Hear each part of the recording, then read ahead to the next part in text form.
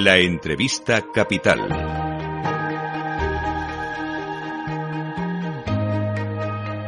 Luis Vicente Muñoz. Bien, pues ya con toda la información disponible, con los movimientos como fichas de dominó de los bancos centrales, ya tenemos claro que actúan rápido y de forma agresiva. Vamos a examinar la lección o las lecturas que van haciendo los mercados, lo que vamos observando en las reacciones de los mercados, con la ayuda de David Cano, que es director general de AFI Inversiones Globales, es socio de analistas financieros internacionales de AFI. ¿Cómo estás, David? Buenos días. Hola, ¿qué tal? Muy buenos días, muy bien, muchas gracias. Bueno, porque los bancos centrales casi nos van adelantando el guión que van a seguir, lo intentan, ¿no? Otra cosa es que lo consigan, ya decía Powell anoche que es data dependiente.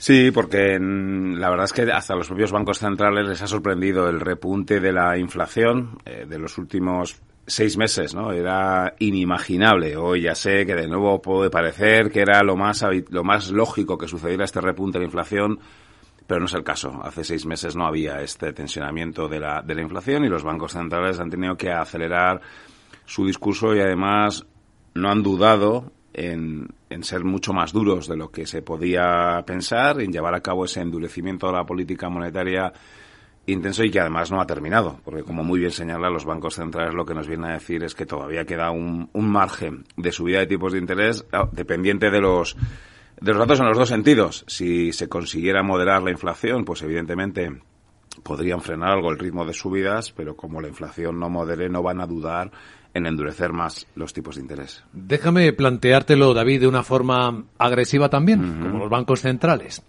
¿Está la inflación tan desmadrada, las primas de riesgo tan descontroladas, que probablemente estemos pensando que solo una recesión puede parar esto, controlar esto? Bueno, la inflación está más desmadrada de lo que se podría pensar porque los componentes subyacentes son los que están elevándose. Cuando hace unos meses hablábamos de un carácter transitorio de la inflación, nos referíamos a que la inflación solo se debía a factores pues como las materias primas, los alimentos, y considerábamos que eso no iba a tener un efecto sobre otros componentes de la inflación. Esa es hoy la diferencia, ¿eh? La diferencia es que junto al encarecimiento de las materias primas han persistido ciertos cuellos de botella y además ha habido una demanda de la economía mundial. La economía mundial ha seguido fuerte en los últimos meses y eso lo que ha provocado es que esa inflación asociada a los factores de oferta haya tenido réplica en componentes de la inflación subyacente. Y ese es el punto, los factores, el repunte transitorio de la inflación motivado por factores de oferta se ha trasladado a componentes subyacentes y ya no es transitorio y ya preocupa más. Y por lo tanto, sí, los bancos centrales temen que no sean capaces de frenar la inflación solo con estas subidas de tipos de interés y el dilema que tienen sobre la mesa es claro, ¿estarían dispuestos los bancos centrales a provocar una recesión en el 2023 si esa es la única forma de controlar la inflación? Y a tenor de lo que estamos escuchando, parece que sí, parece que estarían dispuestos a provocar una recesión. No estoy diciendo bajo ningún concepto que el escenario central sea que vaya a haber una recesión. El escenario central sigue siendo que vaya a haber una expansión económica. Pero que ese dilema está sobre la mesa y que me temo que los bancos centrales que en los últimos años habían priorizado el crecimiento a la inflación, han rotado ese binomio y hoy estarían dispuestos, aunque les dolería evidentemente, pero entendemos que hoy tal vez sí estarían dispuestos a provocar una recesión si esa es la única forma de controlar la inflación. Hablemos de elementos que tenemos de inmediato. La reunión de la presidenta del Banco Central Europeo con los ministros de Economía de la zona euro para explicarles la herramienta, dispositivo, como quiera que los llamemos, para intentar controlar las primas de riesgo. Aunque le vemos a Lagarde decir que el problema ahora está más en el lado político, con las políticas fiscales, que en el suyo. Ya tiene un mandato de inflación y nada más. ¿Qué herramienta puede ser esta? ¿Cómo se puede hacer? Bueno, yo discrepo. Creo que el Banco Central Europeo sí tiene la obligación de controlar los diferenciales porque distorsionan la transmisión de la política monetaria y, por lo tanto, tiene la obligación de que no haya un aumento de los diferenciales. Esto ya nos lo enseñó Mario Draghi y creo que el actual presidente del Banco Central Europeo no debe dudar en insistir en que es un objetivo, debe ser un objetivo de los bancos centrales del Banco Central Europeo, como digo, controlar los diferenciales porque distorsionan la transmisión de la política monetaria. Si hay que obligar a los países a reducir su déficit público y su deuda pública, bueno, tienen que ser otros organismos Tendría que ser la Comisión Europea la que dijera a los gobiernos que tienen que reducir los déficits públicos. Insisto, que no creo que tenga que ser el Banco Central Europeo, sino que su mandato es que haya una transmisión de la política monetaria homogénea entre todos los países. Y esta ampliación de riesgo, pues evidentemente no lo permite. ¿Qué programa? Ya nos lo dijo ayer. Hay una intención de reinvertir los vencimientos de deuda pública sin seguir el PIB, sin seguir el porcentaje de PIB que supone, y por tanto podrían sesgar. Y el volumen de vencimientos de deuda no es importante. Estamos hablando de 200.000 millones de euros en 12 meses, y por tanto si orientasen esas compras hacia la periferia, pues podría ser suficiente. Si no, anunciar un programa de compra de bonos, un instrumento antifragmentación dentro del área euro. Y en cualquier caso, como ya también nos enseñó Draghi, en muchas ocasiones la credibilidad de un banco central puede ser suficiente.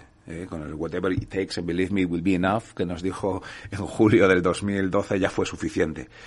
También hace falta que tenga la credibilidad el Banco Central Europeo y sus máximos mandatarios que tenían los del año 2012, que creo que va a ser así. Y por lo tanto yo creo que el elemento de la ampliación de los diferenciales dentro de la periferia del área euro no debe ser un factor que nos preocupe. Y también porque la posición económica de la periferia del área euro no tiene nada que ver con la que teníamos en el año 2012.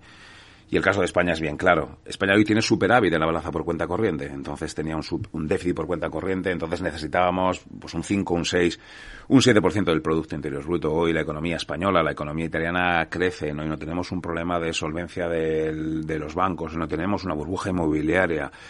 Hoy hemos reducido nuestra posición internacional neta negativa. Por lo tanto, yo creo que los fundamentos hoy no tienen nada que ver con los que teníamos en el 8 y en el 12. E insisto, la credibilidad del Banco Central Europeo creo que sigue absolutamente intacta y tiene herramientas para evitar esas ampliaciones de diferenciales que serían es una forma de distorsionar el mecanismo de transmisión de la política monetaria que nos debe preocupar a todos los agentes. Sí, o nos recuerda los tiempos en los que pensábamos que el euro podría llegar a estar en peligro. Bueno, pero es que en el año 2012 algún mandatario político europeo vino a decir que efectivamente había un riesgo de ruptura del área euro. Hoy entendemos que el grado de cohesión, que el grado de compromiso de la Unión Monetaria Europea desde la perspectiva política es total y absoluto. En el 12 no estaba claro, no todos los miembros. Pero solo con la intervención en los mercados. Y esto nos hace, por llevarlo también al lado de la renta variable, de la bolsa, David, pensar en una escena en la que el riesgo de recesión empieza a tomar cuerpo, inflación difícil de controlar. ¿Cómo valorar correctamente los activos, ¿no? En el punto en el que estamos? Esa es una gran pregunta y estoy muy de acuerdo. Si la economía entra en recesión, bueno, pues es previsible que los beneficios empresariales experimentasen una caída. Lo que está sucediendo, y esta es una de las paradojas, es que los beneficios empresariales no están cayendo, al revés, están subiendo. Se están revisando al alza las previsiones de crecimiento del beneficio por acción, porque claro, los BPAs se miden en términos nominales, no en términos reales. Cuando decimos que el PIB este año en España va a crecer un 4, es en términos reales. Realmente en términos nominales, este año el PIB va a crecer un 10%, o un 11%, porque es lo que crece en términos reales, más la inflación. Bueno, pues los beneficios empresariales se miden en términos nominales. Y si lo que estamos hablando es que el repunte de la inflación de la tasa general se está trasladando a componentes subyacentes, es porque la práctica totalidad de bienes están experimentando un encarecimiento.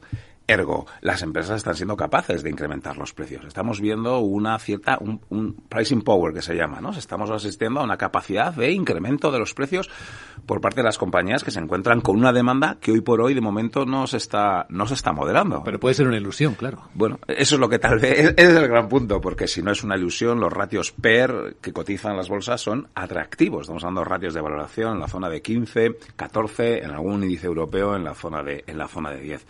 Quien considere que los beneficios empresariales no van a caer, quien considere que no vamos a asistir a una recesión, bueno, pues la oportunidad de compra en renta variable es clara. Si se me pregunta qué es lo que va a pasar, bueno, pues entendemos nuestro escenario central es que la economía va a crecer, es que no va a entrar en una recesión, es que los beneficios empresariales van a poder crecer. Ahora bien, que en el más corto plazo, hasta que realmente los bancos centrales, hasta que no veamos una cierta visibilidad de que los bancos centrales pueden frenar esta inflación, pues va a persistir la volatilidad en renta variable, pero para un inversor a medio y largo plazo estos niveles de cotización de la renta variable son claramente atractivos. Aunque el ajuste de valoración más claro se ha producido en renta fija, se ha producido en en deuda pública. Nosotros estamos comprando bonos alemanes, bonos holandeses, bonos franceses a 10 años, que era inimaginable hacer hace apenas 6 meses cuando lo estaban en tipos de interés negativos. Mucha gente de mi equipo en la vida había comprado un bono alemán. Hay cosas que se están produciendo, está habiendo cambios, ¿no? Los más jóvenes evidentemente no habían comprado nunca un bono alemán. Claro. Hoy es algo diferente. O un bono italiano a 10 años. Es verdad que ayer ya cayó por debajo del 4%, pero un bono italiano a 10 años, no sé cómo abrirá hoy, pero está de 3,80 aproximadamente, ¿no? Pero un bono italiano a 10 años en la zona del 4%. 3,80 ya está. A mi modo de ver, te garantiza la inflación en los próximos 10 años. Porque no creo que la inflación acumulada en los próximos 10 años en Europa va a estar por encima del 4%. Es decir, hoy se produce una circunstancia diferente hace, de nuevo, 6 meses. Me puedo comprar un bono de deuda pública que me va a garantizar la inflación. Recuerda cómo hace 6 meses decíamos, con deuda pública va a ser imposible garantizarte, va a ser imposible cubrirte la inflación en las próximas décadas. Yo creo que la TAE de la inflación en Europa en los próximos 10 años no va a ser un 4%, ni siquiera un 3%. Por lo tanto, también el bono público español a 10 años es posible que como ahorrador te pueda cubrir del riesgo de inflación. El ajuste en precios ha sido, por tanto, más intenso en renta fija y, si quieres, más todavía en deuda pública que en renta variable. Muy interesante. David Cano, director general de AFI Inversiones Globales, socio de analistas financieros internacionales de AFI. Muchas gracias por compartirlo en Capital Radio. Siempre es un placer, Luis Vicente.